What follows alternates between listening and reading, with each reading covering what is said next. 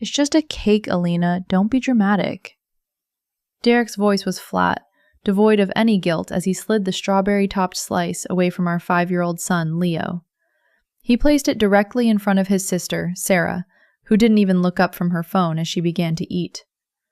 Leo's lower lip trembled. This wasn't just any dessert. We had walked 3 blocks in the humidity to find the specific fruit-filled tart he'd been begging for. "But Dad, that was mine," Leo whispered, his voice cracking. Derek didn't blink. "I'm the one who clocked in 40 hours this week to put food on this table. If I decide Sarah gets the premium slice, she gets it. When you start contributing to the mortgage, you can have an opinion." Sarah smirked, savoring a bite of the fruit Leo had picked out himself. I felt a cold, sharp click in my chest, the sound of a door locking forever. Derek thought he was the king of this castle because he provided the crumbs. He had no idea I was the one who owned the bakery.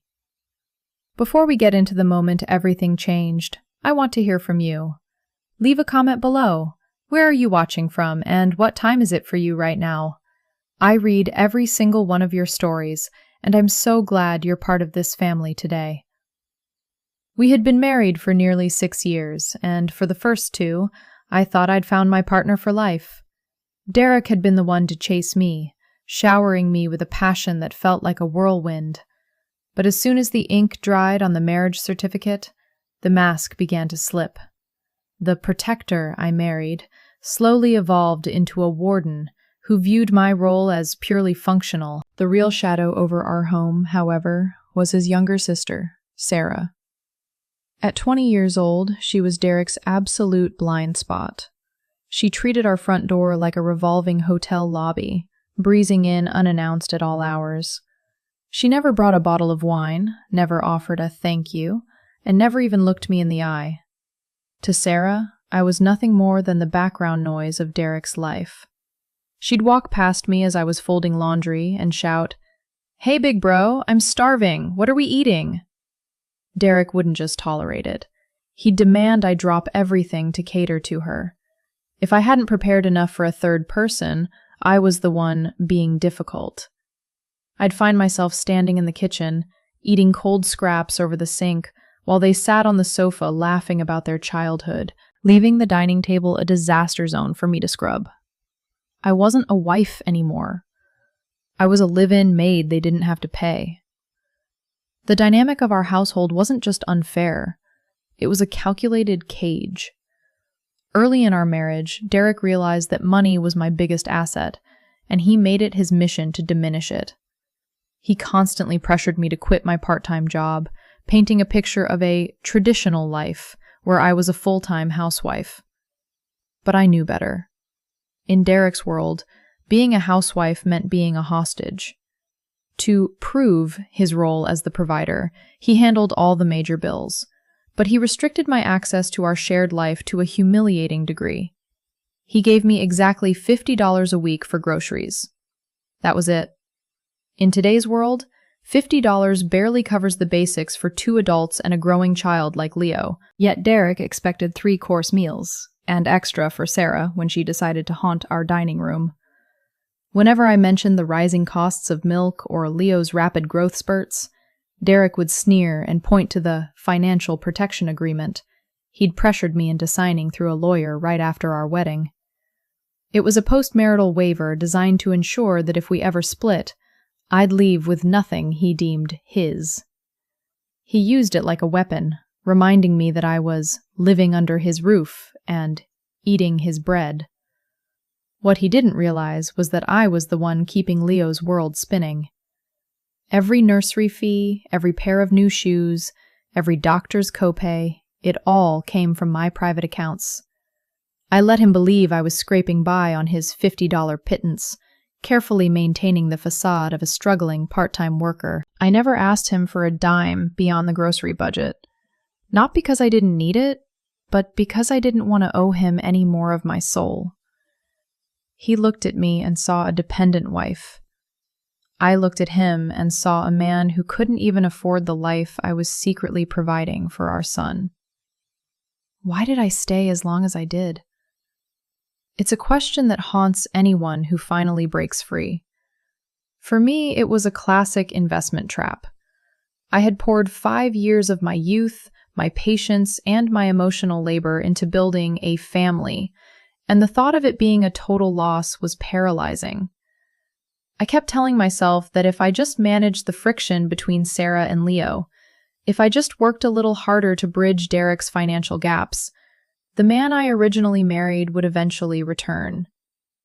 Derek was a master of subtle conditioning. He used the financial protection agreement and his meager grocery allowance to make me feel small.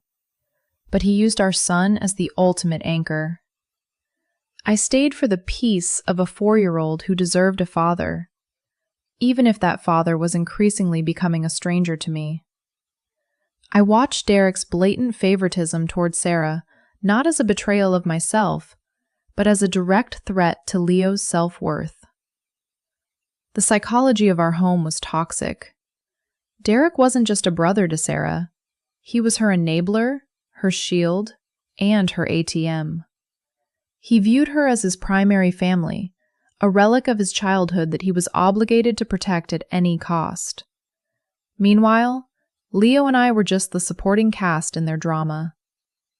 I realized too late that you can't save a man from a sinking ship if he's busy using the wood from the hull to build a throne for someone else. I walked into the kitchen where Derek was calmly sipping coffee. Where is Leo's money, Derek? And why is his bank in pieces? He didn't even look up. Sarah was short on cash for her commute and lunch yesterday. I told her to grab whatever was in there. It's just a few bucks, Elena. I'll buy him a plastic one later. Don't make a scene in front of the kid. I felt the blood in my veins turn to ice. You let your sister rob your son? You stood by while she smashed a gift from my father to pay for her lunch? I'm the head of this house, he snapped, finally slamming his mug down. If my sister needs help, we help. Everything in this house belongs to me, anyway. He didn't see the shift in my eyes. He thought he was asserting dominance. He didn't realize that in that moment, he had officially become a stranger in his own home. I picked up Leo, feeling his tiny heart hammering against my chest, and I made a silent vow. They would never, ever touch something that belonged to my son again.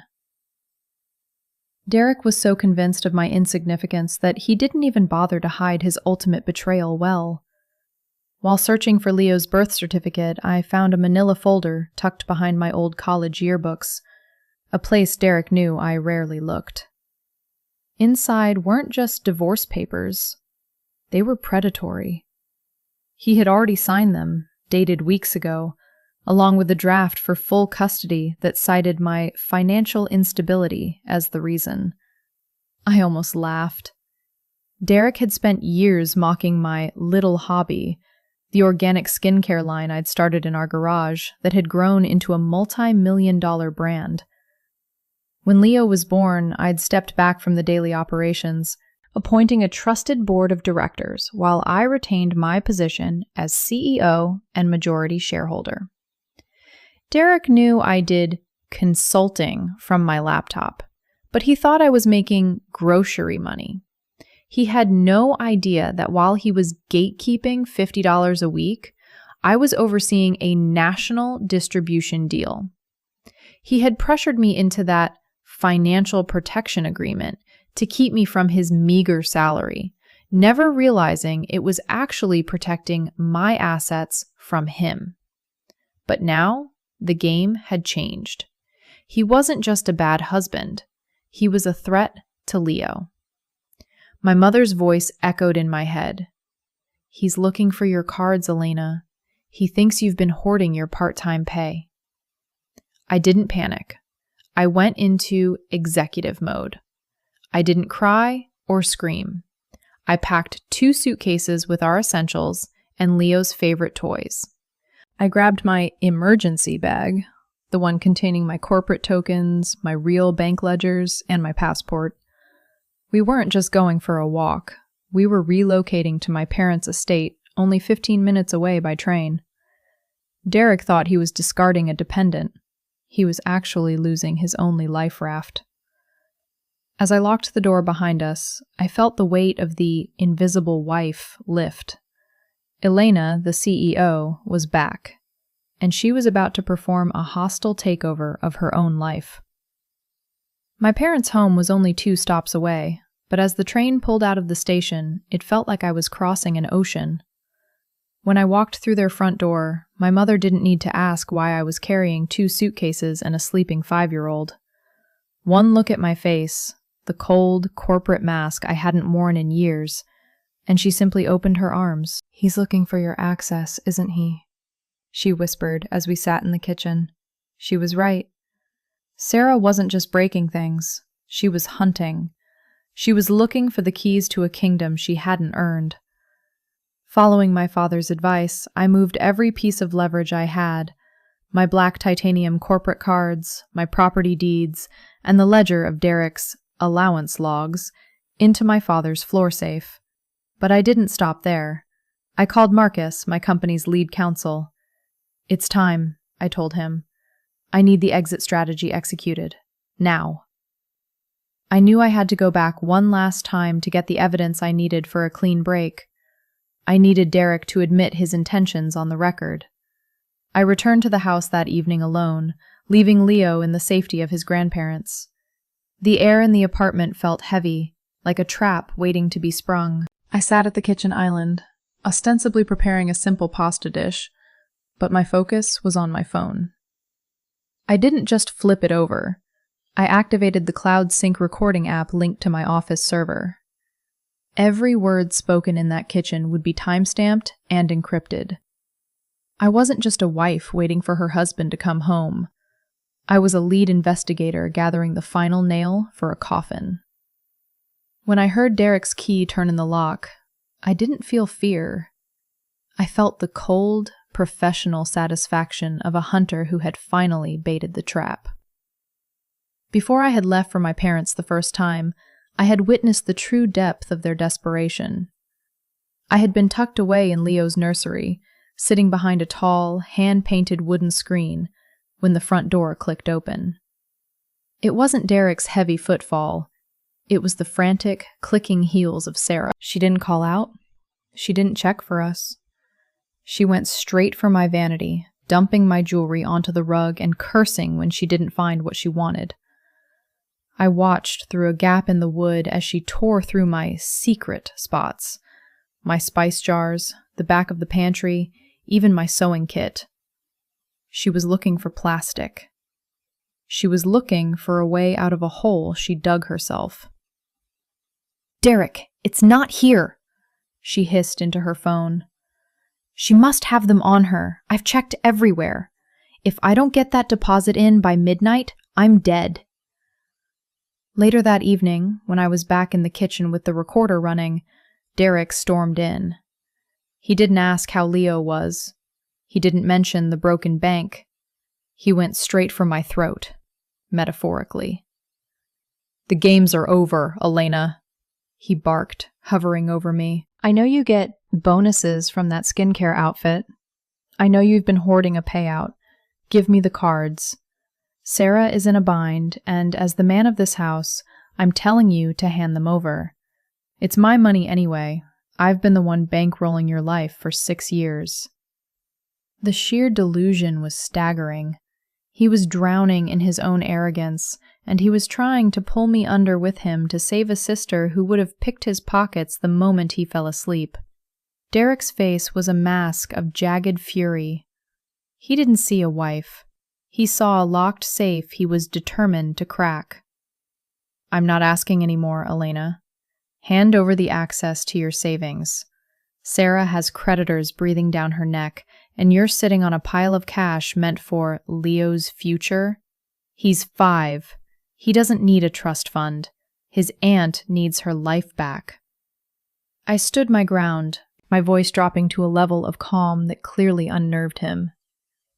"That money is the only security Leo has, Derek. I won't let you or Sarah flush it down whatever hole she's dug this time." "Security?" Derek laughed, a harsh, ugly sound. He reached into his jacket and slammed a stack of papers onto the counter, right next to the bowl of pasta I'd stopped stirring. This is your security. I've already signed them. You want to play high stakes with your part-time pennies? Fine. You're out. You've been a guest in my life, eating my food and sleeping under my roof, for free. Since you're so concerned about Leo's future, go find one. You have 24 hours to clear out. I looked down at the divorce papers. They were the same ones I'd found hidden behind the yearbooks. He thought this was a death sentence. He didn't realize it was my emancipation proclamation. I picked up the papers and tucked them neatly into my bag. I didn't cry. I didn't beg. I didn't even raise my voice. You're right about one thing, Derek, I said, meeting his gaze with a look that made him flinch. I am out. But I'm not waiting 24 hours. I'm leaving now. And don't worry about the locks. I wouldn't dream of coming back to a house where you give the keys to a thief so she can go through my underwear drawer while I'm out with our son. You'll be crawling back by Monday, he screamed as I headed for the door. You have nothing without me. I paused at the threshold, my hand on the recording device in my pocket. Derek, you've spent 6 years looking down at me. It's going to be very interesting to see how you feel when you finally have to look up. I walked out, the heavy thud of the door echoing like the gavel of a judge. The trap was closed. The evidence was synced. And for the first time in half a decade, I could breathe. The fallout was swifter than Derek could have imagined. Over the next 48 hours, my phone lit up with over 200 notifications, a frantic mix of rage, begging, and, eventually, hollow silence. I didn't answer a single one. Instead, I sat in my father's study with Marcus, my counsel, and watched as the true wreckage of Derek's life was pulled from the shadows. It wasn't just Sarah's spending. She had been caught in a predatory crypto-lending spiral, and Derek, in his infinite arrogance, had signed on as her guarantor. He hadn't just been trying to steal my money. He had been trying to pay off a debt that was already 6 figures deep. When the divorce was finalized, Derek didn't fight. He couldn't. The recording of him admitting he valued his sister's shopping habits over his son's safety was enough to secure me everything. He was ordered to pay $400 a month in child support, a pittance compared to my actual income, but a constant, stinging reminder of his failure as a provider. The final blow came from his own blood. When his parents discovered he had drained his own future and risked his son's stability for Sarah's gambles, they did what he should have done years ago. They cut them both off. I stepped back into my office at the skincare headquarters a week later. Walking into that boardroom, hearing the staff address me as president, I realized that the invisible wife Derek tried to create had never existed. I was the architect of my own fortune, and for the first time in 6 years, my home was as secure as my company. Looking back, the Broken Lion Bank wasn't just a tragedy. It was the alarm clock I needed. For years, I confused keeping the peace with keeping the silence. I learned the hard way that blood might make you related, but loyalty, respect, and protection are what make you family. Today, Leo is thriving, surrounded by people who would never dream of trading his smile for a few dollars. He still talks about the king, but now he knows that his real protection didn't come from a ceramic lion. It came from a mother who finally realized she was worth more than a footnote in someone else's story.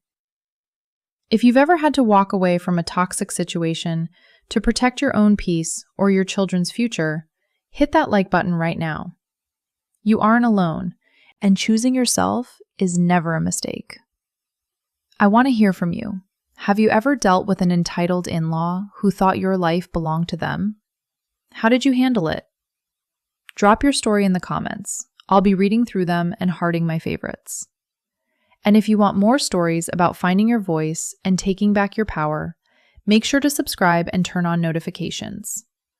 We're building a community of strength here, and I'd love for you to be part of the next chapter. Until next time, stay strong and know your value.